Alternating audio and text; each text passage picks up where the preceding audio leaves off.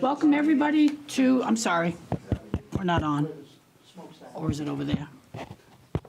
Is it? Okay, thank you. Welcome to Monday, September 8th, 2025. I didn't think so. Can you hear me now? Can you hear me now? You still can't hear me? I can hear that. Is yours working? Mine's working. Mine's working. Why can't they hear me?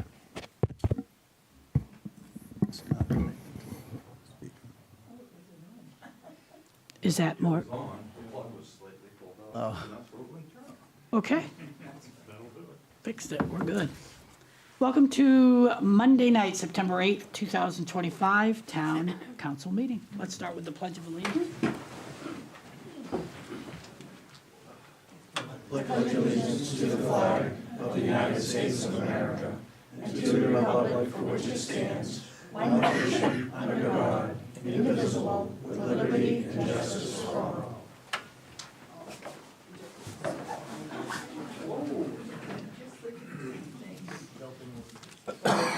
Audra, can we have a roll call, please? Mike Joseph, here. Fran Hudson, Here. Doris LeBranch, Here. Adam Lind, Here. and Lee Trahan. Here. Do we have any disclosures of conflicts of interest this evening? I see none. Could I please have a motion to approve the minutes for August 11th, 2025 as presented? So move. Second. Any discussion on this? Could we please have a vote, Audra? Fran Hudson, Yes. Doris LeBranch, Yes. Adam Lind, Yes. Lee Trahan, Yes. and Mike Joseph. Yes. Motion passes 5-0. Next up, under communications, we have a presentation. The person that's going to be presenting is running a little bit behind, so we're going to pull him on up once he gets here. So we'll move right to the reports of committees and commissions, starting with the town manager's report. Thank you, Madam Chair, residents, esteemed council.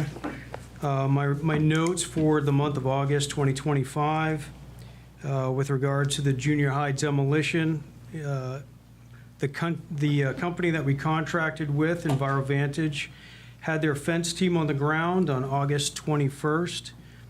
They set up the perimeter construction fencing, Winslow leadership to include Public Works, Police Chief, Fire Chief, Code Enforcement, representatives from the school district were present, met with the project manager and the team from EnviroVantage, had a meeting on the ground that morning at 9:30. The contractor will have equipment on site a week from today on September 15th, 2025. Public notice was published on the town website, on the Facebook page, and mailers went out to all the residents within a 500-foot radius of the old junior high building. Fiscally, we're discussing plans as far as the budget process. We're going to try to get the budget process going a little earlier this year. We'll get the department worksheets prepared over the month of September, get those out to the departments in October, and we'll start working numbers for FY27. Based on resident input from the last meeting, we are drafting up an executive summary of sorts to accompany the monthly budget so that we can try to provide like a one-pager snapshot of where we are in time as it pertains to the town budget. Money coming in, money going out. We're going to try to work on some graphics and put some stuff in there. So you should see in the future, next month, October, November timeframe, you should see a nice report come out, a one-page summary of our financial status for the town. The town auditor, who's been auditing the town for 20 some odd years, spent the week of August 18th preparing reports and documents on the town's audit. I know we got some preliminary numbers so far and everything's looking pretty good. Fort Halifax stage, for those that have been out there, you might have seen that we have the slab down. The screw piles were put in. We have welded rebar. The slab was poured. And I believe tomorrow, Kennebec Timber Framing will be installing the overhead wooden pavilion for the stage. We'll also have electrical supply installed here in the near future once we get the structure up and we can review it. And a couple of other notes pertaining to sewer bills and tax bills. So I know there's been some complaints regarding sewer bills, and I've been digging into it. The town clerk has been digging into it. The workers up front in the front office have been digging into it. I've spoken to the postmaster for the Waterville Post Office, and we really haven't narrowed down exactly what's going on, but I know there are residents that haven't received a sewer bill in the past. I do want to let you know that as of today, the sewer bills are good to go. They're out at the printer. However, they are a bit behind, and that's due to the financial program for the town munis. We had some glitches over the past week. One of those glitches was with the sewer bills, so those are going to be a little bit behind again, but they're at the printer right now. And that goes as well as with the tax bills. Normally by now, residents would have received your tax bills. That is about a week to 2 weeks behind. They're at the printer today. I know Audra, the town clerk, has confirmed. And I want to thank Audra as well as the rest of the team for all of the hard work in working through these glitches with this financial program to make sure that we get those bills out to the printers and out to the residents so they can pay their bills. So with that being said, I would say if you haven't seen a sewer bill, if you haven't obviously seen your tax bill because they just haven't been mailed yet, feel free to call the town office. The town office will give you the numbers that you need to be able to pay your bills, and we'll handle it that way for now. So that's where we're at with regard to sewer bills and tax bills. I know there's been some questions from counselors and whatnot too, so I don't know if you had anything to add to that, Audra, or? I don't think so. I was waiting for the printer to get back to me on the tax bills on exactly when they will be mailed. Okay. The sewer, I think they got the tax bills first, so they're working on those. The sewer bills, hopefully we'll find out in the next day or two when they will be mailed, and I will post that on social media and our website so people know to start watching for them. And I'm going to try to do that on a quarterly basis, have people, to remind people that their sewer bills have been mailed and to keep an eye on them. If they don't get them, we can just call. We have the numbers in our computer systems. We can email or mail out or send you a bill another way if you need it.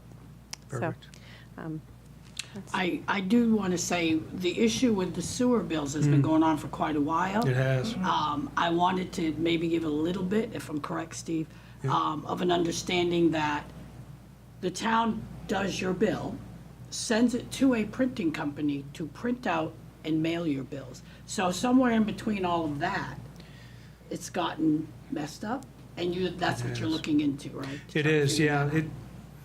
I'm initially thinking it's something to do with the post office. The postmaster got back to us on an email. He checked a few addresses out of the several that haven't seen a regular sewer bill. So we're still trying to narrow down exactly where that glitch is. It's somewhere between the printer and the post office is what we're thinking. And I don't want to bring up a sore spot, but if things are getting late to people, then payments will be late, but they're not going to be charged for that, correct? I've talked about that with the town clerk with regard to the tax bills, because we are roughly 2 weeks, a week. We'll consider those things, yeah. Good, thank you. Yep. Barring any questions, that's all I have. Thank you, Steve. Do we have any other reports from any other department? No. Could I have a motion to approve all reports as presented? So move. Second. Any discussion? And can we have a vote, please? Sorry. Doris LaBranch, Yes. Adam Lint, Yes. Lee Trahan, Yes. Mike Joseph, Yes. and Fran Hudson. Yes. Motion to approve all reports as presented passes 5-0. Under tabled business, I'd first like to ask for a motion to take this ordinance number 21, 2025 off the table. Do I have a motion? So moved. Second? And a vote, please. So just, this is a resolution number 2125. Right. Okay. Adam Lint, Yes. Lee Trahan, Yes. Mike Joseph, Yes. Fran Hudson, Yes. and Doris LaBranch. Yes. Motion to take resolution 21-2025 off the table passes 5-0. Could I now get a motion for resolution number 21, 2025, to approve and adopt the comprehensive rules and procedures outlined in the attached document, which will govern public comment periods during all town council meetings? So moved. Second. And for discussion, I'd like to just begin, because I sponsored this. I wanted to explain to everybody how this came about. It wasn't in any way to stifle anybody's First Amendment or to silence you. What happened was, once I became chair, I was being asked all the time, why are we allowing people to break the decorum rules as they were written? We would read them at every meeting, and then they were getting what people thought the rules were being broken, but nobody was doing anything to stop them. So I addressed that issue with our town attorney and asked, if a person is saying this and this and this, can we tell them they can't say this, this, and this? And he said, well, no, actually you can't. It's against their First Amendment rights. So I then said, I think we need to write new decorum rules that, number one, everybody who wants to speak during public comment will have an understanding of what they're allowed to speak about. And secondly, it will help run the meeting smoothly. And thirdly, we will know what is allowed to be spoken and what isn't, simply by the policies that we as a council write. So currently, not all towns allow public comment. They don't have to. But as of September 24th, the state is going to mandate that all town councils and select board meetings allow public comment. Winslow's always done it, so we've been ahead of that. But now we had to write a policy that goes along with the public comment section. And everyone needs to know that I've worked with the Maine Municipal, for approximately 3 weeks, working with them and their guidelines on how to write public comment rules. Then once I worked with them on that and came up with a draft, I then sent it to our town attorney for him to go over it to make sure that it was legal and written correctly. And that is what we ended up with. And there's only really two things that are really a major change to the public comment. One of them is public comment will be held at the beginning of the meeting going forward, which makes sense, which is the way it should be. Because if the council is giving you an agenda as a heads up of what's going to be on this meeting, you've got that time to look at it, and if there's something you feel you want to comment on, you can then get up and comment on it. You will only be allowed, that's the change, to comment on what is on the current agenda. That is the second big change. Before, people could get up and comment about anything they'd like. Now, which is in guidance with Maine Municipal, the way it's supposed to be done. Public comment is offered to present what is on the agenda for that meeting. So, third thing is, nothing else will change except for the fact you're going to get your 3 minutes. You always had it. We are going to limit the conversation to a total public comment, total time frame of 30 minutes. The 30 minutes is 10 minutes longer than what the guidelines of Maine Municipal suggested to me. They suggest 20. I put it as 30. That would allow at least 10 people to get up and speak during public comment, which we've never really had that many. So I'm hoping that'll be more than enough time. People are asking, well, if it's not, if it's not on the agenda and I have something to say, how am I supposed to be able to have a voice and be heard? What you do is you trust the people you elected to speak on your behalf, and usually that's the way it should go. You have something you want brought to the attention of the town, bring it to your council member or any other member. That's how I've always put things on the agenda. It's from what people bring me. If they needed streetlights, put it on the agenda. If they want lights on stop signs, it's put on the agenda. So usually you trust the people you put in office, and if you have an issue with any particular counselor, reach out to another one. If you have, there's plenty of us, and I doubt you're not going to get an answer or a response. So nobody's limiting what you can say, we're just saying when you can say it. We're trying to keep the meetings as moving forward as productive as we can. And the main statute, I'll just read the main statute, beginning in September, like I told you, September 24th, the main law will mandate that a reasonable opportunity for public comment is provided. And it also states in that statute, for regular scheduled meetings only. It's not going to be for budget workshops, which was the standing rule before.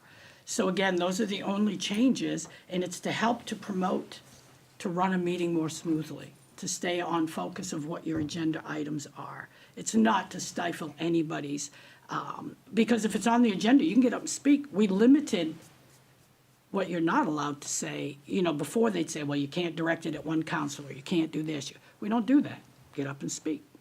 We took away all the others, so you actually get a little more, you're not losing anything. And that's why we're coming up with changing the public comments. Does anybody else? Yeah, I had a question on that, and after speaking with Fran, I just want everyone to know that because we're getting rid of the part where you can email in some sort of correspondence to be read at the meeting, we're doing away with that just because people have gone off topic and used it to intimidate or harass people, that we really feel that it shouldn't be done. So in saying that, if you want something to be brought up at a meeting, just contact your district counselor or at-large like myself, and we can put it on the agenda for a discussion. I agree. Thank you so much, Fran, for all of your efforts. And I agree with you, Lee. This will definitely help streamline the process. Reach out to any council member, and it'll give us time to do our homework. We can do some research and get back to everyone who may have the same questions and concerns. And then we can add it to the following month's agenda. So this will definitely help streamline the process and give us time to do our research. Thank you. Anybody else? I can go over real quick what the changes, what you will hear from now on, not pertaining to this meeting, starting next meeting. The speaker must be recognized by the chair before speaking. Since meetings are broadcast and recorded, persons wishing to speak must use the public podium and give their full name and their district or address. And I added, although your address you do not have to give. You don't have to give your address. Comments must be limited to issues on the current agenda. Public comment on matters not related to the town's business will not be allowed, as to ensure all meetings are carried out in a productive and efficient manner, in keeping with the interests of all of who attend and participate in council meeting. All comments and questions must be directed to the chair or through the chair. The public comment period is intended for public input only. Councilors' responses are not required, and the session should not become a back and forth discussion or debate, nor are councilors required to answer questions or to respond in any manner. I did want to explain that just a little bit. if you don't stick to the agenda item and you stand up and you bring up something you want us to address, you've not given us the same courtesy we've given you by giving you an agenda. We now have to, well, wait, let me think. We haven't had time to look into it or to answer you properly. So that is the only reason that is written the way it's written, to be fair to everybody. But keep in mind, if you bring it up at the beginning of the meeting in public comment, once it's changed, we then will possibly address what you've just stated your concerns to be when we bring up that subject on the agenda later in that meeting. Councilors may take issues and comments under advisement and may address them during the meeting when appropriate, during discussion on that specific agenda item. Per state law found in 30-A MRS 2702, complaints or charges made against an individual employee will not be permitted or discussed in public session. We encourage complaints to be addressed, compliments and complaints to be addressed directly in contact with the town manager. Comments related to the following will be ruled out of order by the presiding officer. Specific situations that are in litigation, including those in which the town is a party. Issues of criminal or legal nature should be addressed with the Winslow Police Department. If a resident wishes to address issues not on the agenda, they are encouraged to contact their district counselor, the council chair, at-large, councilors, or any other council member. If the councilor deems the issues appropriate for further discussion, it may be placed on a future agenda, at which time public comment will be permitted. The decorum. Meetings are to be conducted with order and efficiency. Civility and proper decorum are expected at all times to allow the proper ability to conduct town business. Individuals are required and expected to conduct themselves in a respectful manner to everyone in attendance. Swearing, shouting, etc. will not be tolerated. Any individual who engages in disruptive or disorderly behavior that interferes with the meeting will be asked to stop. If the behavior continues, the individual may be asked to leave or be removed from that meeting if necessary. So those will be the new rules going forward. And does anybody else have anything to say on this resolution? I do, through the chair. I think the best thing out of that, from what I see here, is that your people are going to be able to voice your opinions or your notions before we vote on it, where at the end, we used to vote on it, and then you had the public speaking about it. I think that was worthless. So now you'll be able to say something that you need to say before we vote on it, and maybe it gives us a different perspective into in how we vote. So I thought that was a good idea for that. Public speaking would be before it. That's all I need to say. Great. Moving forward, can we have a motion for resolution number 2120-25? So move. Second. We just did discussion. And can we now have a vote? Lee Trahan, Yes. Mike Joseph, Yes. Fran Hudson, Yes. Doris LeBranch, Yes. and Adam Lent. No. The motion passes 4-1. Okay, under old business, ordinance number 5-2025. An amendment to ordinance number 13-2016, amending various sections of Article 2, domesticated chickens, by adding the underline and deleting the strike-through language in the attached documents. Do I have a motion? So moved. Second. Any discussion? And a vote. Fran Hudson, Yes. Doris LeBranch, Yes. Adam Lent, Yes. Lee Trahan, Yes. and Mike Joseph. Yes. Motion passes 5-0. Part B, motion. Could I please have a motion for ordinance number 6-2025, providing for approving the attached local food sovereignty ordinance in the town of Winslow? So moved. Second. Any discussion? And can we have a vote, please? All right, skipped a page. Fran Hudson, Yes. Doris LeBranch, Yes. Adam Lynn, Yes. Lee Trahan, Yes. and Mike Joseph. Yes. Motion passes 5-0. Under new, I'm sorry, under new business, order number 27-2025. Authorization is hereby granted for the Public Works Director to purchase a portable generator for the sewer pump stations from the sewer capital account with the total expenditures not to exceed $65,000. So moved. Second. Any discussion? Paul, do you want to say something?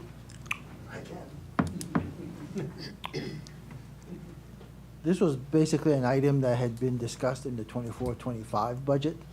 I just never was able to get a quote from the vendor the same year that we bought the stationary one for China Road, so finally got a price quote from them. This is a custom-built unit that they make up in Bangor, Brewer, actually. A commercial unit would be $15,000 more, so this will give us 2 portable generators. And most of this is gonna get paid with the money we got back from FEMA for that December storm. We spent $50,000 that week just hiring septic trucks to pump stations because we couldn't run them with a generator, so I think it's a good investment. Yeah.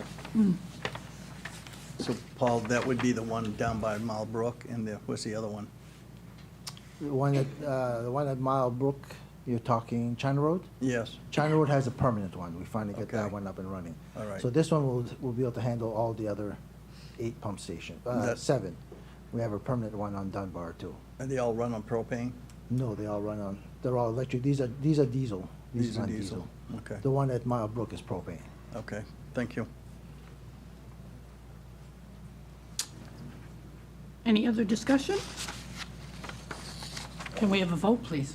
Doris LeBranch, Yes. Adam Lynn, Yes. Lee Trahan, Yes. Mike Joseph. Yes. And Fran Hudson. Yes. Motion passes 5-0. Can we waive the second reading? Would you like to waive the second reading? It's 16-week delivery, so you got time. Oh, we just don't have to bring it up again. That's fine, things may change. Through the chair. That's fine, things may change fiscally or something too, and Okay, going through to the next reading is not an issue. okay. Part B, resolution number 24-2025, authorization for the town manager to proclaim September 17th through the 23rd, Constitution Week, as requested by the Daughters of the American Revolution. Is there anybody that's going to speak on that, or? They've always annually have asked us to do this proclamation Every year? every year. Yep. Okay. Do I have a first So moved. Second. and a vote? Adam Lynn, Yes. Lee Trahan, Yes. Mike Joseph, Yes. Fran Hudson, Yes. and Doris LeBranch. Yes. Motion passes 5-0. C, resolution number 25-2025. The town council, department heads, and any board or committee member will consult with the town manager or Maine Municipal Legal to review any legal matters before engaging the services of the town attorney. This approach aims to reduce expenditures in the legal line of the budget. That is sponsored by Lee. So do I have a motion? Through the chair. Do I have a motion first? Yeah, well, so move. Second. Now we have a discussion. Go ahead, Mike. Okay, I think we had already spoke about this, Lee, that we were not going to be using the attorney unless it was necessary, and I guess most of our information, we're going to go through MMA. We're going to talk to MMA to try to keep that expense down with talking with the attorney. As far as this going to, is it the town council? Resolution. Yeah, the resolution. I mean, I don't think this is necessary myself. I think that we had already agreed that we were gonna we were gonna work with MMA more so we keep the expenditures down on that. All right, if I may. Yep. The reason why I was bringing this forward is because this had happened previously with the former town manager, and we discussed it also with the current town manager. And it just seems like we discuss it, but there isn't anything making it by a rule. I mean, we could talk about all we want, agree upon all we want, but unless we put something in writing that this is going to happen, then there's nothing stopping any counselor from, we could say we can go to the town manager, but someone could easily go to the town attorney and use those services without any kind of repercussions, so to speak. And I just feel like I said, we did it with the previous town manager, we discussed it with the current town manager, but unless we actually get something in writing showing that we're gonna follow the rules, then it's absolutely senseless that we even talked about it in the first place. I think, first of all, the way it's written, it's very vague. Your first rule you're talking about was with a different council, which when we became, we had to, it was a rule, a set rule that was not in writing, but a rule that none of us could contact the town attorney unless we got the approval of the town manager. That is the way it worked, and that, to me, is a little bit backwards. Why, if the town manager doesn't have to contact us before going to an attorney, and we are the town manager's boss, why would we have to go to our subordinate to find out if we should go to an attorney? Now, I fully agree with the saying of we should all make every attempt, which we all agreed to. We discussed this just a while ago. We all agreed from now on, we're not going to just call the attorney every time we want to hurry up and get a quick answer. We did all agree that we will ask the town manager if he may have the answer. I even suggested going to the clerk who may have the answer, and always going through MMA, which doesn't cost, before we spend the money going to the town attorney. So we all agreed on that as adults. This, the way you have it written though, Lee, this doesn't say we have to go through them before. It says we should. And we've all given our word that that's pretty much what we're going to do. So it's kind of not trusting that we're going to do what's best, what we promised we'd do. And I don't believe we should have to go through anyone for permission to contact legal if you need it. You should actually, any town employee, which I think, Steve, you had already stated, have already explained to all your employees they need to go through you, correct? Yes, that's been a discussion point basically since I got on board. As I arrived mid-April, expenditures for legal fees, we were approaching, we were over 200%. I think we finished the year at about 267% overrun on legal fees. And it was a discussion, I've had that discussion. Not every department needs legal services. You have your usuals, code, public works. Those are the folks that tend to use legal services for the functions that they perform. Sometimes the clerk maybe, but really it's we just have professional discussions that, hey, we acknowledge the fact that we're way overrun on legal fees. Last year was an anomaly. There were a lot of executive sessions that involved legal services, whereas, for instance, tonight's executive session and the most recent executive session, to my knowledge, don't involve attorneys. So there are no legal fees. So that's the difference. I think last year we had a lot of executive sessions that involved attorneys. So last year was an anomaly. We all acknowledged that fact. We all acknowledged as a council, as a leadership for the town, department heads, that we're way overrun. We just need to control costs. Yep. And that's what we're going to do. The issue I have with this, Lee, is if the council has a problem with any town manager, this states that we need to go through the town manager to obtain permission to seek legal counsel. So we're kind of shooting ourselves in the foot. if we have a problem with the town manager, we should be able to go straight to legal counsel. Well, it says you can go through MMA also. Right. So it gives you another option. If MMA requires or recommends that you go through legal, that's another way that doesn't kind of pigeonhole you to just one person. It gives you a group of people plus your town manager. If I may.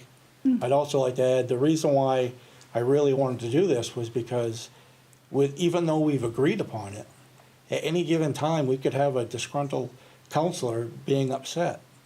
And they could avoid going to the town manager or MMA entirely and doing an end around and going straight to the lawyer and start racking up the fees without anyone knowing.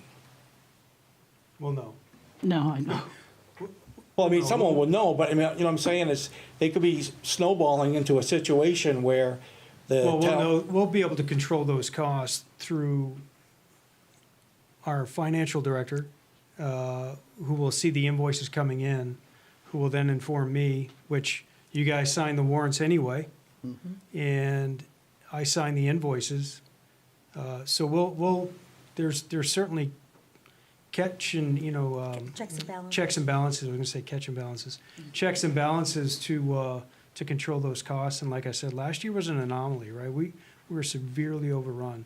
I think we're gonna find ourselves in a pretty good position this year with staying at, and maybe even under budget on legal fees if we can utilize MMA legal services more often. Through the chair, one last comment is, I was trying to other than just checks and balance with the warrants, I wanted to have something secured down that the public would know that we're trying to control the spending of anything to do with legal. Yes, last year might have been an anomaly, but that, as far as I'm concerned, 260% over budget was completely unacceptable. It was completely needed. If you recall why we needed legal services so much last year. Completely needed. It wasn't frivolous spending, and we didn't want to do it. I think, does anybody else have anything else they'd like to say? You all good, Lee? Yep. Could we have a motion for resolution number 25-2025? A motion, do I have a motion? So moved. Second. We just had discussion, and now it's a vote to make this a resolution. Elaine Could I- Trahan, Yes. Mike Joseph, No. Fran Hudson, No. Doris LeBranch, No. Adam Lint. Yes. Motion fails 3 to. Passes. Failed. It failed? Oh, I'm sorry, I wasn't paying attention, I'm sorry. So it's 3 noes and 2 yeses, so it fails. I'm off my numbers here, I'm sorry.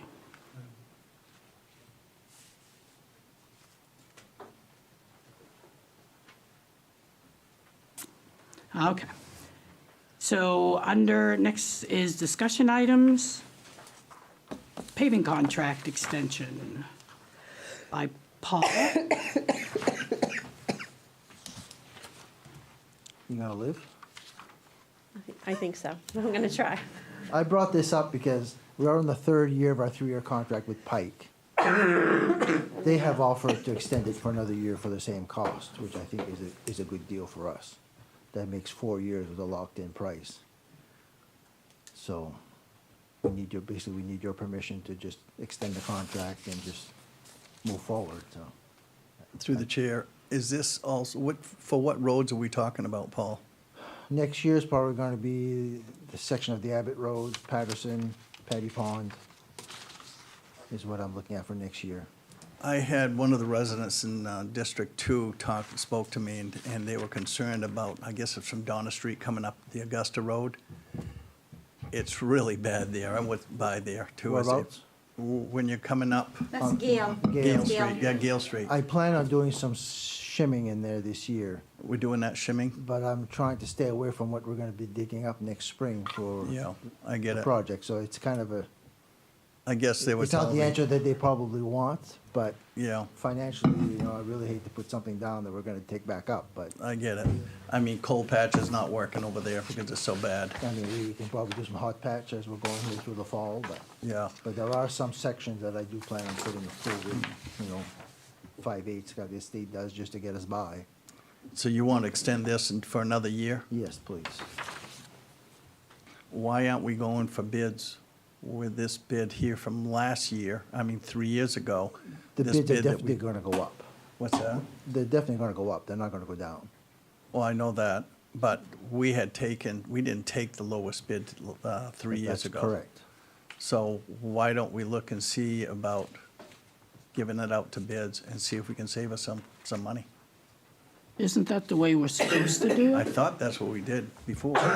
We usually have to put it out to bids. I've always put it out to bid in the spring, we've always taken usually the low bid, but when the 3-year contract was, we went with the Yeah, more, I think we ought to put it out to the bids. more responsive contractor. Yeah. Well, yeah, but this is not an extension. You want to renew a contract? Is that what this is? No, this is an extension of the He's existing extending the contract. contract with the same vendor for 1 year. Oh, for 1 year. For 1 year, With the yes. same prices? and Oh, for same the 1 everything. year. I For thought it 1 was year. renew a whole contract. No. No, Okay, Just It's one an year. extension Yeah. of the existing contract for an extra year, so and that's we're with, gonna have locked prices for 4 years. and you had said that was with Pike, correct? Correct. And they haven't changed their price? They're not changing their price, they're holding their price for another year. Okay. okay, So with the price of fuel, labor, everything, I think it's a good deal.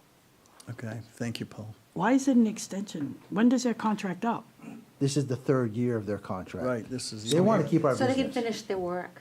They So wanna they're- they wanna keep our business, so they wanna extend another year. They're basically offering an olive branch to say, hey, we'll keep the same price if you keep Oh, I us. understand what you're saying. What I'm sorry, I don't understand. Is the contract up or not?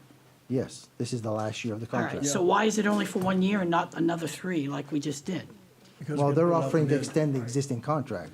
So what, yeah, sorry, through the Go chair. ahead. Yeah, they're offering to extend their contract for a year, giving us the same prices that they have been.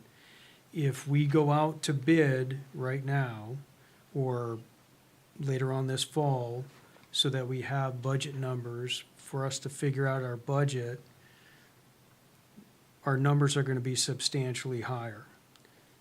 Either we renew and get through the rest of this contract and extend out for a year, or we put it out to bid, but if Pike is gonna hold us to the current prices, They're correct? gonna honor their prices from 3 years ago, which is a good deal.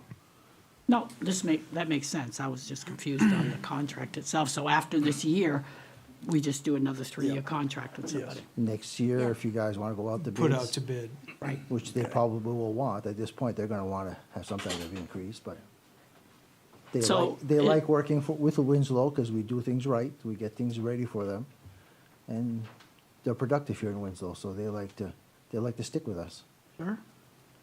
So this is a discussion. Do we need to have it as an order, or is it just going to go as a discussion item? No, I think correct me if I'm wrong, but if we're gonna extend the contract, we'll work with Pike, we'll get an extension crafted up, and Yeah, we can bring it next we meeting. can but- bring it. It was come in as an October. order? Yes, Yeah. we can do that, if that's how you wanna do it, we can do that. Yep. You want a consensus on what people think now? Is everybody okay with it? I am. I'm fine. I'm good with it. Good. Thank you, Paul. Thank you. Moving on to B, update on 18 Marie Street.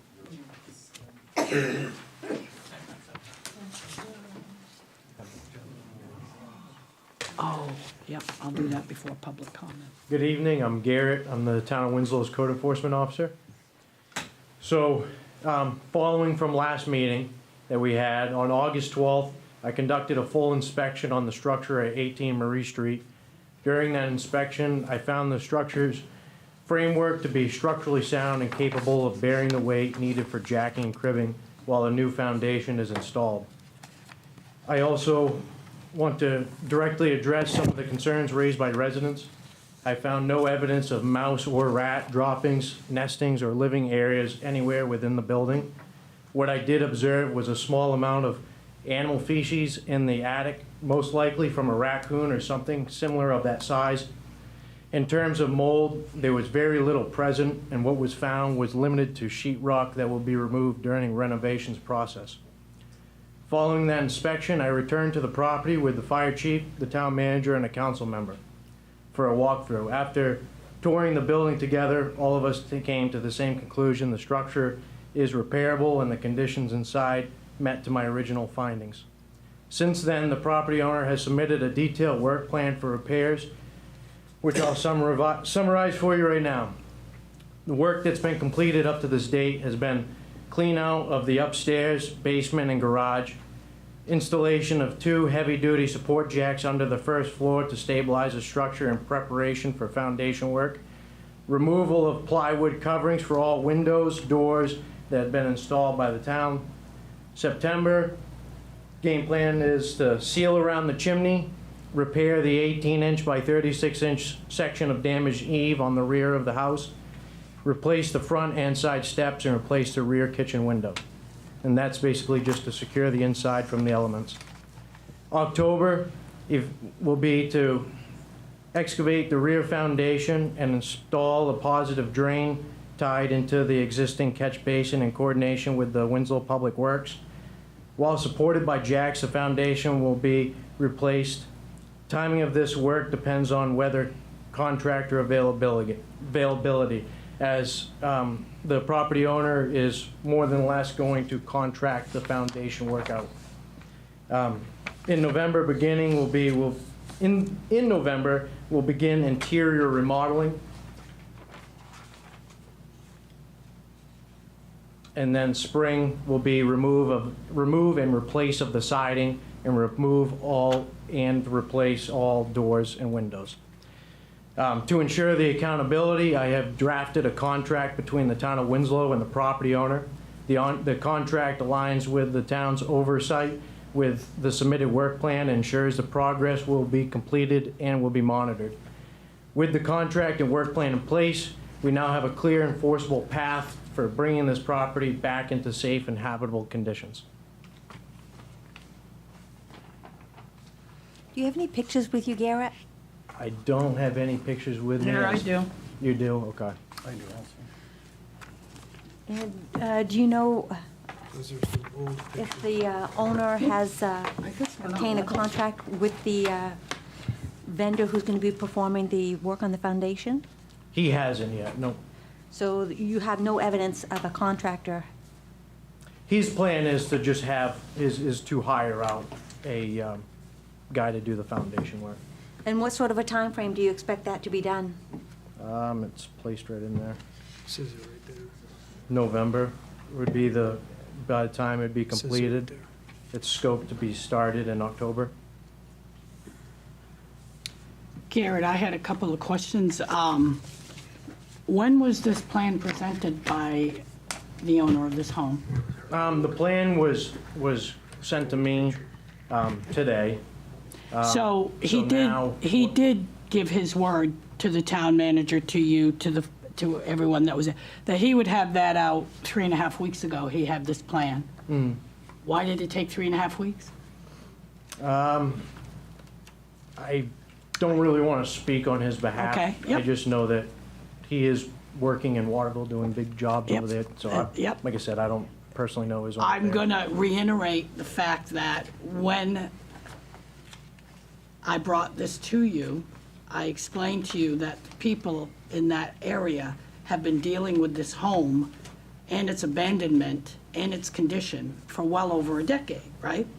Yep. So he then waits to the day of our last meeting, he waits till hours before our meeting to then say, I've got the bulldozer and we're gonna start business. The day, not 3 years prior when we boarded it up and deemed it unsafe, but the day that we said we were gonna push to demolish. And now, he then says he's going to present this work plan in a matter of days from our last meeting, and it's been well over 3.5 weeks, and he just presented it, I'm sorry, did you say today? I got it Yes. today. Yep. We got it today. Yep. It was supposed to be 3.5 weeks ago. I see a pattern, but then in his thing that you stated, his project plan, he says, not you, I'm taking it, he signed it, so it's him. Yep. The inspection at the site found no evidence of rodents on the premises. I won't read the rest because it's talking about the residents who reported the issue. Was there ever a trap set just to see if there was rats around there? There was Yes. trap set? Yes, By who? I personally saw. You it. did? Yes. And there was no rats? There was no rats. on Okay, any that's of the good to traps hear. that were placed. And And I visually saw the trap. And the mold, and the mildew, you don't have to see it with your eye. It can be inside the house, inside the walls, right? Right. So Yep. tests can be done for that, correct? Yes, and we did go around with a moisture tester. Okay, great. And I would say that the levels would be no different than going into another resident's house in Winslow. Through the chair. Go ahead, Mike. I did go with a moisture meter. I did check it out. I didn't see any signs of mold except for where the chimney is, which is separated from the roof. I did have a concern about the foundation, which you said it was gonna be replaced, completely replaced. I do have a problem with the jacks that they have there because we talked to Mr. Poulin, and he said he was gonna have some cribbing done to bring it up. Because with those jacks there, with just a caution tape, there's a concern there that some kids could go in there and get hurt, seriously hurt. That bothers me. The other thing is saying in here that it was gonna be, the roof was gonna be fixed before you do the foundation. That's impossible. That's putting horse before the cart. We need to have that foundation done before then, so that way there can be placed on that foundation, so the rest of the work can be done. Because where you have two jacks there, I got a picture of those jacks, and I'll tell you what, any kid can go over there, and that's not supported well, especially where you have the front wall that's caving in over a foot, foot and a half caving in. Because right now, right from the road, you can see right clean through that crack and seeing outright straight through the other side of it. So I have a concern with that, definitely, especially for the well-being of any kids that's going in there and play. And there's no fencing or anything to stop these kids. That was really a concern to me. I did check that out. I did find feces of a larger animal that was in the roof, up in the roof. I did find some mice feces, but I didn't find any rat feces. I didn't find any decay in the floor joists. I crawled up in that attic when I went in there. I'll tell you, there was a lot of stuff up there. But there was, in fact, I have a picture of the feces of, I don't know if it was a raccoon, that's what it seemed like. It was pretty large. But other than that, I didn't see anything else. I did take a moisture meter. I checked various areas. I did see that they had a hardwood floor there, and actually, it's actually salvageable. So the house can be salvaged, but as far as putting the foundation should be removed and taken care of first before we do anything. That's the way I see it, in Yes. order to be safe.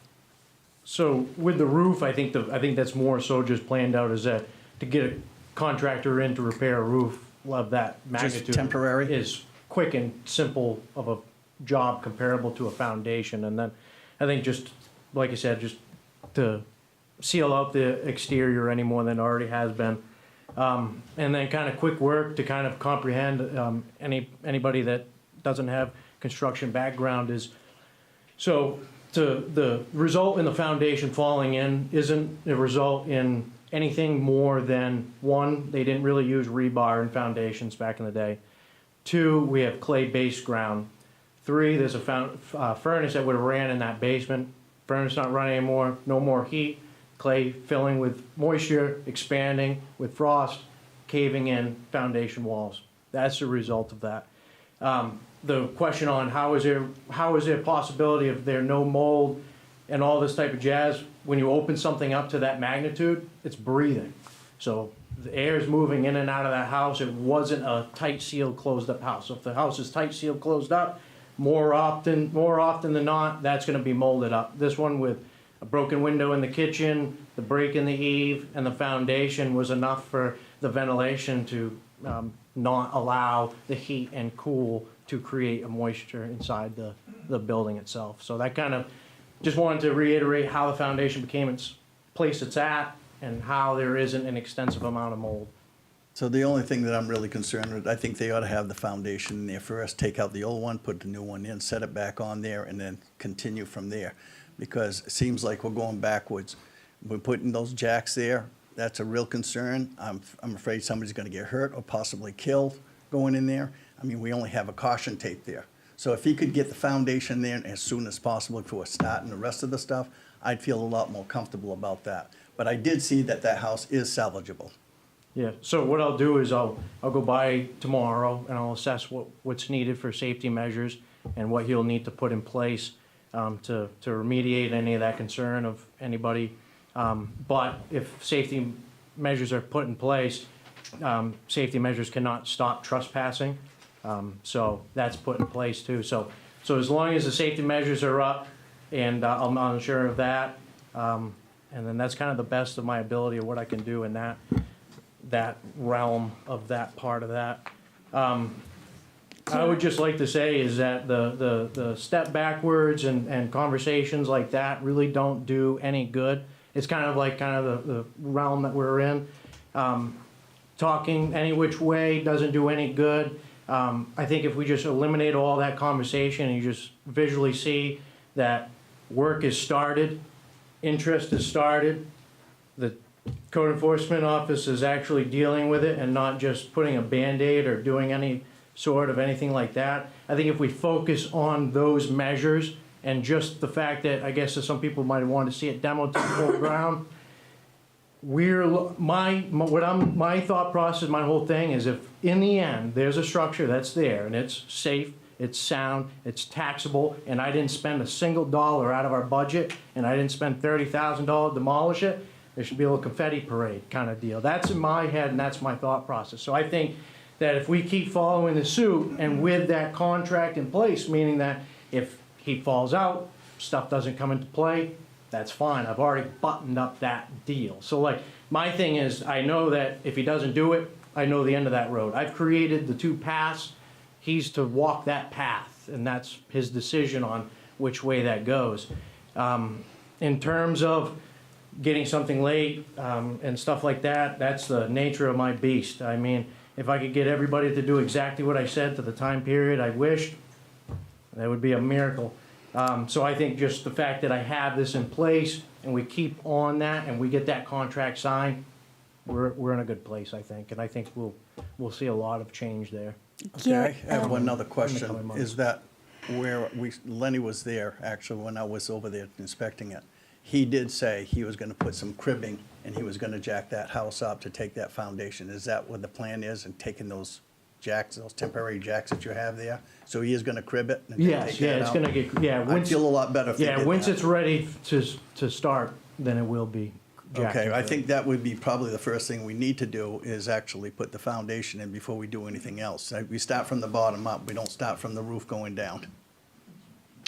Through the chair, One moment, just I one can't, second. I think I just wanna keep in mind is like, just because like the talk goes every which way is, I can't walk up to somebody and say, don't touch your roof, touch your foundation.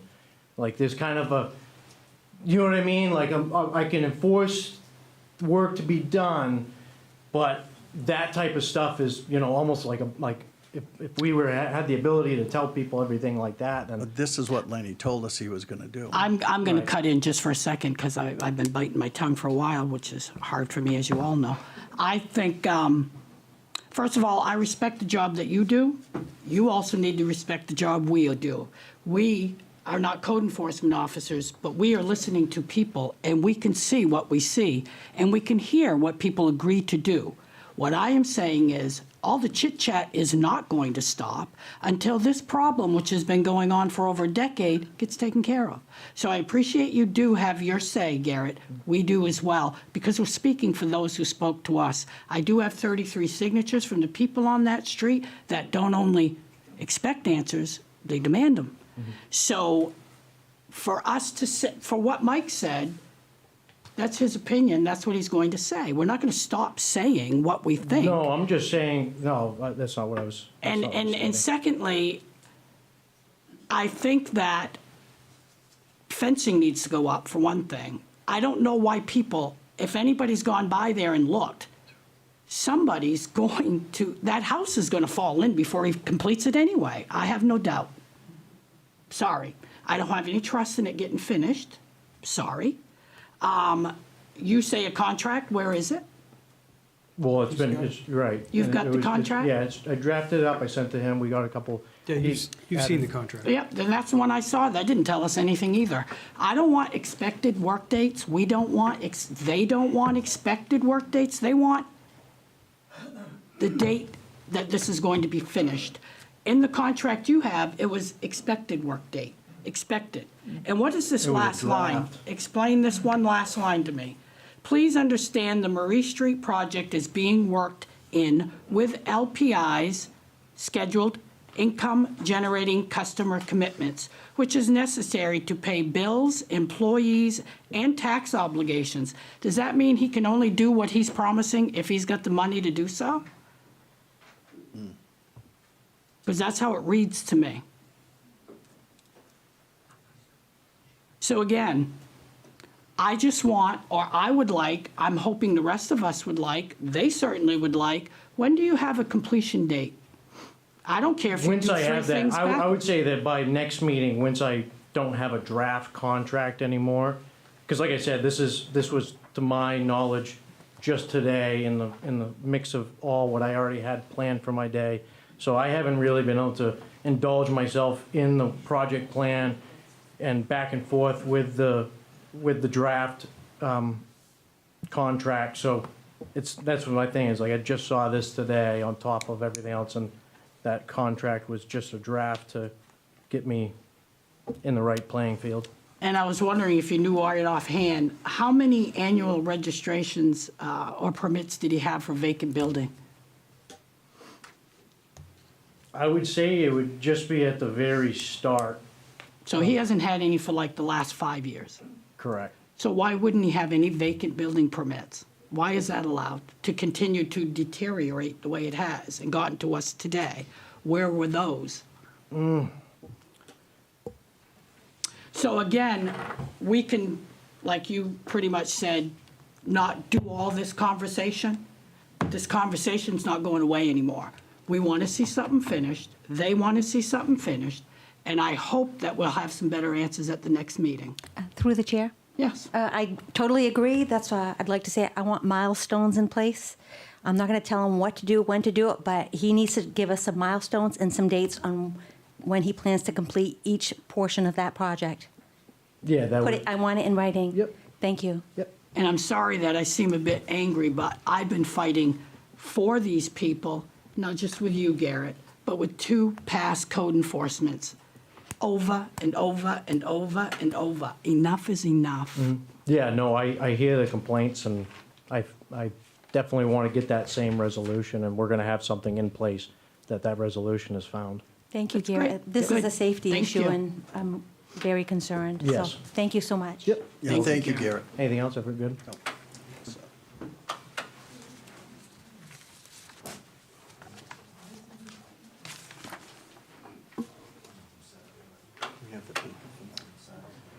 I think we could ask for the gentleman who's going to speak on behalf of the phone system before we go any further, so we don't have to keep you longer than necessary. Through the chair. Yes. Yeah, I'd like to introduce Mr. Steve Luzzi. He's the contractor we've been speaking with regard to implementing a new phone system throughout the town office. The current phone system was put into place, I believe, 2022, 23. And as of 2026, we lose pretty much the service contract for those phones.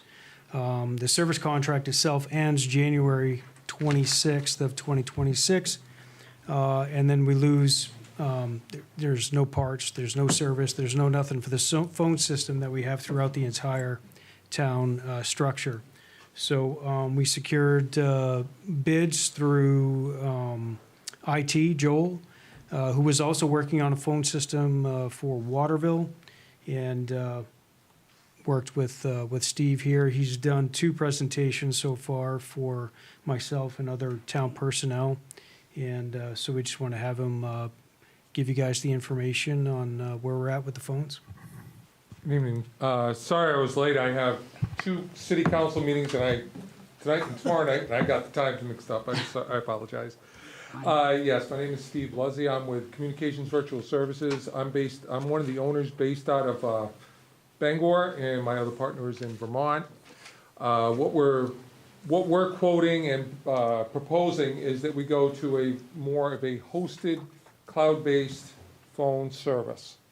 What that is basically there won't be any more boxes hanging on walls that will be the controllers that become obsolete. These controllers sit in the cloud. There's 7 of them throughout the country, so that there are disaster recovery in the case of one going down. Also, all of the members that have phones would actually have the ability to have a mobile app on their cell phone if they desire. The phones themselves that we've quoted are covered as long as the town of Winslow has us as a provider. In the event something goes wrong, we are able to either run one down here, have one shipped, it's already programmed, it's a plug and play. There is no more maintenance of these phone systems. That is all covered in the contract. Another thing I was able to secure, there's a company in the country, they're out of Texas, called Tips USA. They're a buying co-op for municipalities, school systems, and other nonprofits. And as Steve sees in the quote, and Paul, I think it was, that confirmed that you are a member, instead of paying $20 per month per phone seat, is what we refer to them as, we've got it down to $12.95.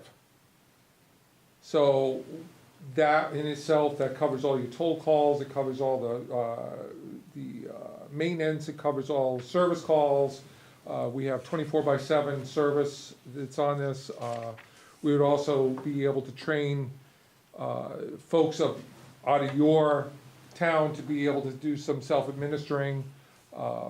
We would teach them so that they could do things on the spot that they would desire. Some of it could be the small stuff like changing buttons, you have an employee leaves or something like that. We would also always be there for that support. And one of the big things, one of the reasons we chose the company that we're using, GoToConnect, is their call centers. When you call them, they don't open a ticket, then have somebody call you back. What they do is you call them, they take care of it right then. You're talking to a live body. And I'll be perfectly upfront with you, they are from Guatemala, but I've been working in this industry for 30 years and I've never had better response from a technical team. I've been working with them for about 5-6 years now, and I can't say I've ever had to escalate above second level technical support to get something resolved. So if anybody has any questions, or Steve has the quotes there, does everybody have a copy of it? No. What is basically, what we're looking at is a monthly charge right now is there are some taxes and fees, you are state tax exempt obviously, of $652 a month, and that covers everything. And if I recall, Paul, that was about 20 to 25% less than what you pay today. And these would be all brand new phones. We're utilizing, it's a company called Yealing Phones. We've had excellent luck with them. I carry some right in my home office, right in Glenburn. And I can either, if one was to go bad, I usually assess, do I have one to replace it right on hand? Yes, I program it and I can run it down here. I can ship it, whichever is the quickest way. Through the chair, I have a question. Yes, sir. If you have, this is through the internet, correct? Yes. So if we lose the internet, how long is that going to be down? If we It's lose? not going to be, because you have the mobile app that goes on the cell phone, which is basically a clone of every phone. Like, for example, Paul's phone would have an app on his cell phone that would be a clone of his desk phone. If that goes down, he's using the cellular network as his phone, and it's a clone of his desk phone. Oh, good, thank you. Another thing that can be done, and to your point, if we had an office, let's say, I use the example, we had a customer that there was a fire on their road and they took down a bunch of cables. What they did is they just moved their phones to another building where there was internet. They plugged them in, they came up. Okay, thank you. Thank you, welcome. Steve. Does it take a long time to transfer all the phones onto the new phone system? I'll give you an example. We did, I don't know if anybody here is familiar with Pleasant River Lumber. They do they're the back end of like Ware Butler. They're the ones that they've got from Enfield to Sanford. We ended up cutting their phone system over. We did it all in one day with 3 people stationed throughout the state. Oh, wow. What I usually do is I get all the phones in. These are all work on Wi-Fi. So I get them in, I run them on your Wi-Fi, so a few days before the port is done, they sit there, and then when the port happens, then I come back and I unplug the old phones and plug the new phones in so we're not running on Wi-Fi. So it usually happens between 11:30 and noon on the day that we schedule the port. I'm there, and what happens when it goes is once we know that all the calls are coming in on the new phones, then I start going around and unplugging the old ones and plugging the new ones into the network versus running them on Wi-Fi. I use the Wi-Fi as either a fail-safe, a backup, or something like that.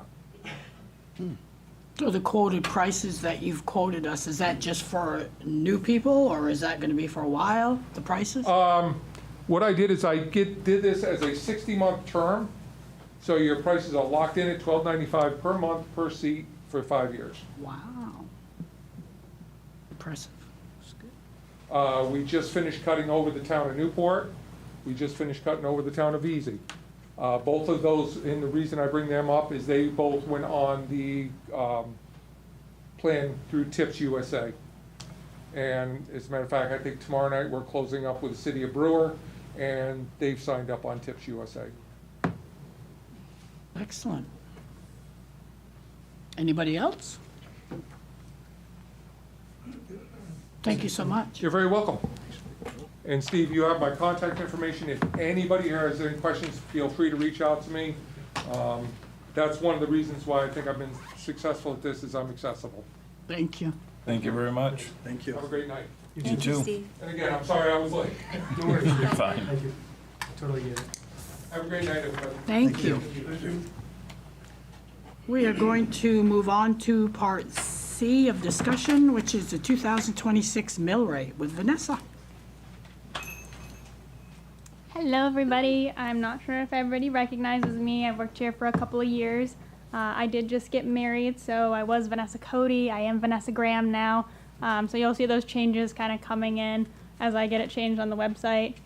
If you happen to see Vanessa Cody somewhere, let me know. I'm 1,000% sure I've probably missed it somewhere. So I have been here for 2 years now. I was Judy's assistant, and I miss her dearly.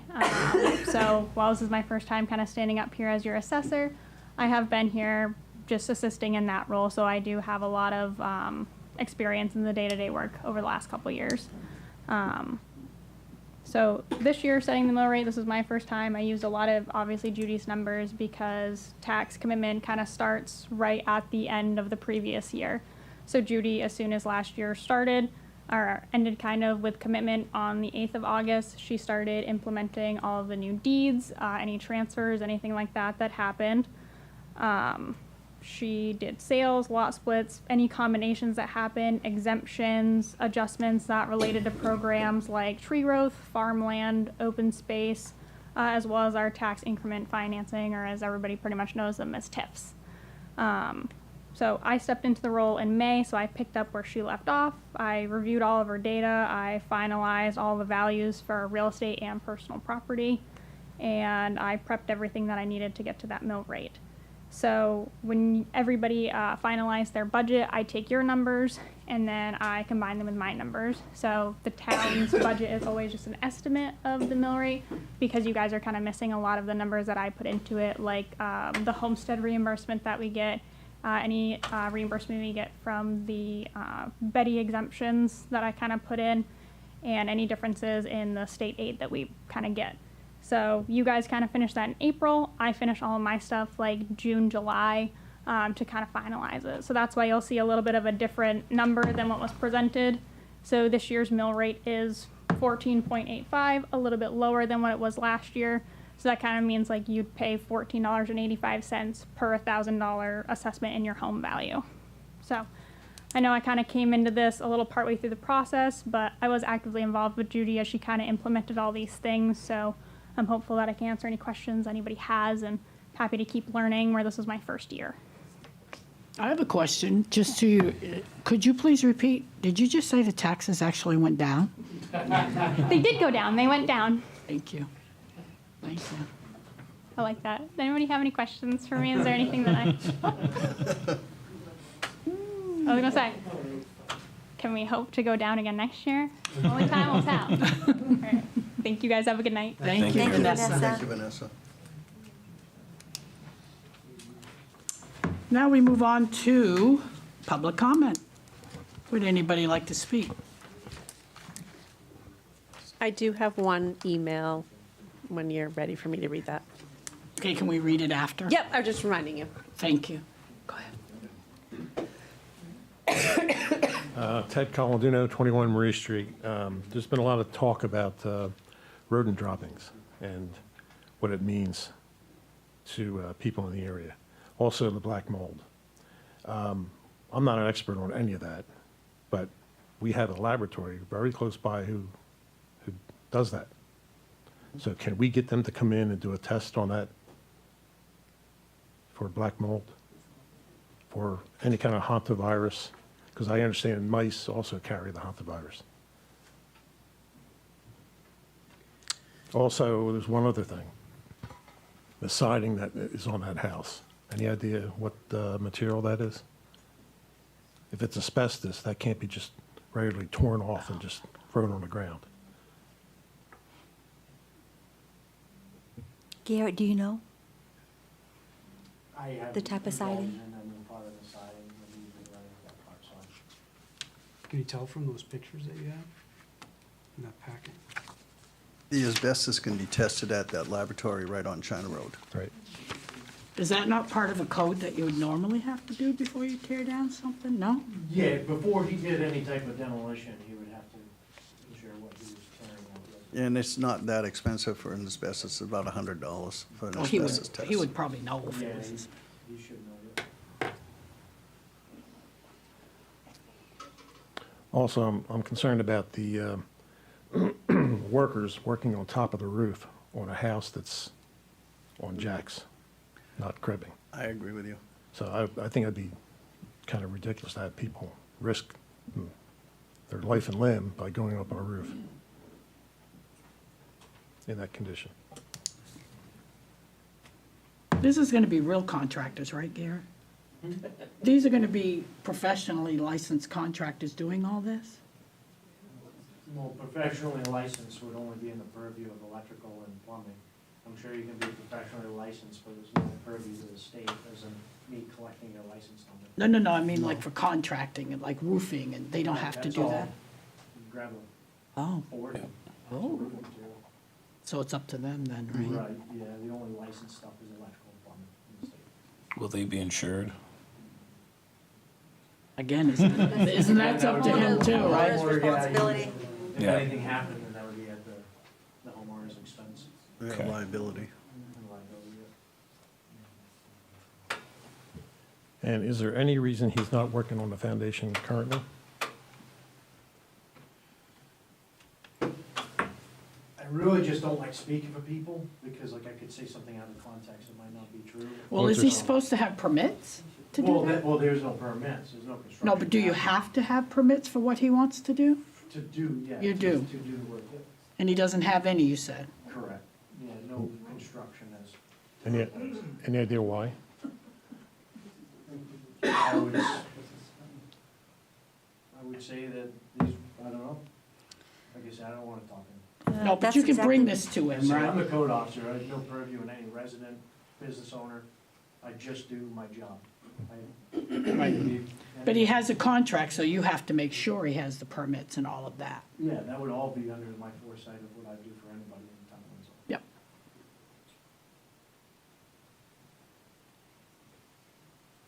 Because what I'm concerned with that, it's been 3 years since the house has been boarded up. So now it seems like he's dragging his feet further. And first of all, can I get the plan, a copy of the plan that he submitted to you today? Yeah, we could email or print out a copy Okay. and stop in my office when it works best. Yeah. And I'm sorry, I'm gonna interject, we shouldn't be asking Garrett questions either. We'll Oh, it just- should be going through you. Okay, sorry.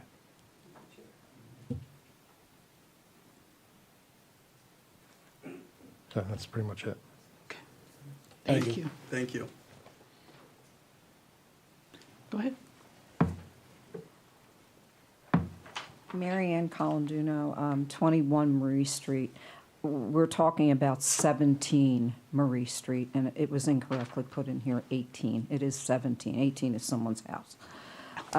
Just to clear that up. But I wanted to thank the council for taking this under their advisement. When we brought this 1 month ago, we came with a petition, and we had talked to many people. We're kind of representing them in a way, not legally or anything like that, but we are here on behalf of all of the residents of contiguous properties that are directly affected by this. We are 2 houses away from it, and our neighbor who's with us here is 1. They're next to it. We want to make sure this is a very serious condition to this house. We want to make sure that this is going to come to fruition. Not, oh, we don't know, or, I don't have the answers to that. You're supposed to have the answers to this. This has to be dealt with, and we're not giving up. We want to see this taken care of. It's been gone for 10 years. That is phenomenal. I don't know, we didn't live here then, so I'm not casting any dispersions on anyone in this room. It just needs to be taken care of. This is very serious. If there's an accident that happens, won't we all feel bad? I know I will, because now we've brought this to your attention, and it has to be dealt with. A timeline, a contract, yes, but we've heard here tonight that maybe, a contract, is that really happening? Isn't it? There weren't direct answers to questions. We sent the building code enforcement, my husband did with his email, an email requesting updates. At the last meeting, the gentleman stood up and said, we will get, send me anything you want, I'll get right back to you. We never heard a word. And I'm sorry, but we want to know what's happening. People are stopping at our house because they know we came here, that we're here at these meetings, and we're serious about it, and we're not stopping.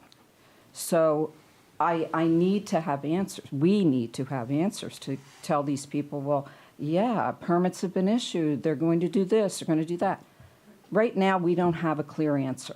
Tonight, I'm walking away not getting a clear answer here. And I just want to know from you all, I thank you profusely, especially, you, Mr. Joe, who seems to know a lot about building. You don't start at the top. You go from the bottom. We had a building company. It's all I have to say. I just hope that you guys take this really seriously. Thank you. Thank you, and we do agree, and Garrett's going to work with the homeowner. You call them a time frame, I call them milestones, but we will get those milestones in place with dates. So we will take And action. I don't want to speak for Garrett, but I think there's a draft of the contract that they're working on right now to come up with a complete finalized draft. And once they have that, they'll have a better timeline, and then they'll be able to start issuing permits, and that'll give everybody a better understanding of what's going to proceed forward, So if he gets the contract, and then, within a couple of weeks to a month, he should be pulling some permits. He should be at least, coming to Garrett and say, hey, I've got a contractor lined up. He's going to be here at this time, at this date. This is the earliest I could get him there. So I think as we move forward, there's going to be a lot more information that'll come out and be able to ease a lot of people's minds. Because time is of the essence here. We are now mid-September, really. And Maine, as we all know, starts. I am so snowing in sorry. December. If you're going to speak, you have to be up there. Yeah, sorry. Maine, as you all know, starts snowing in December generally. Snow loads on that house are going to present a problem. So that's another issue. This has to happen quickly. A foundation can generally go in an inordinate amount of time. And that should be addressed first, like you said, Mr. Joseph, and I think that could happen, and then it would be shored up for the winter. That's all. Thank you. Thank you. Do we have anybody else that would like to speak tonight?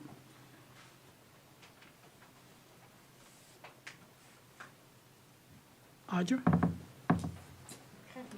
See if I can get through this without coughing. I apologize. This is an email from David Rodrigue from Halifax Heights.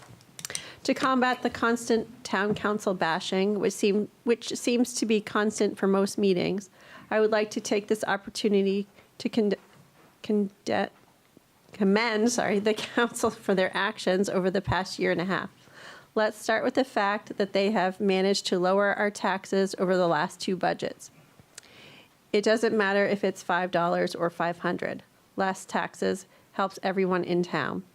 They also lowered the interest rate for late fees, dismantled the public safety department, not selling the 3rd ambulance and starting the transfer service, which makes the town money. There is now a paramedic on all ambulances and a resolution to stop cleanup charges after an accident for Winslow residents. Let's not forget the KV van service for all residents in town.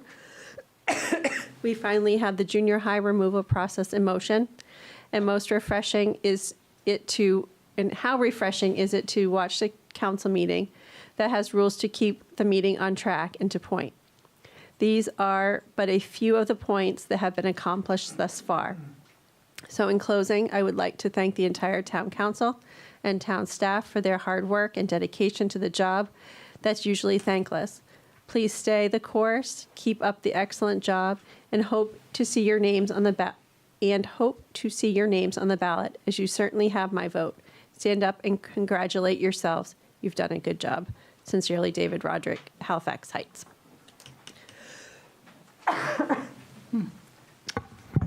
Through the chair, I have something to ask. Sure.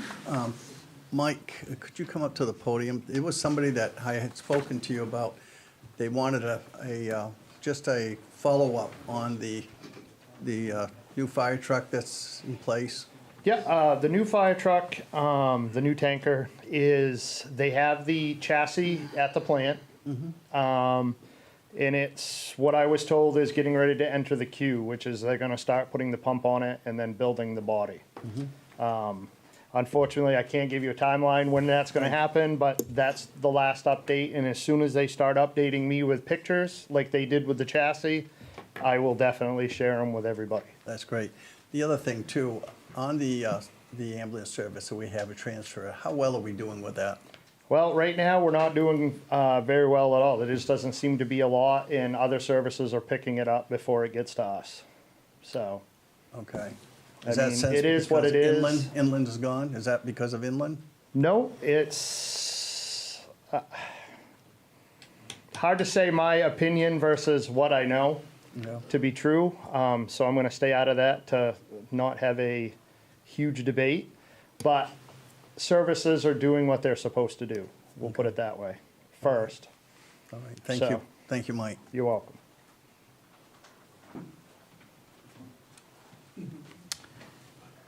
We have a motion to enter into executive session pursuant to 1 MRSA subsection 4056A personnel matters. So moved. Second? Audra? Mike Joseph, Yes.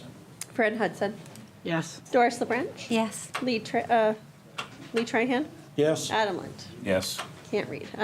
Motion to go into executive session passes 5-0. We're still adjourned. I do have lots of signatures for you I guys. adjourn, right? Do I not?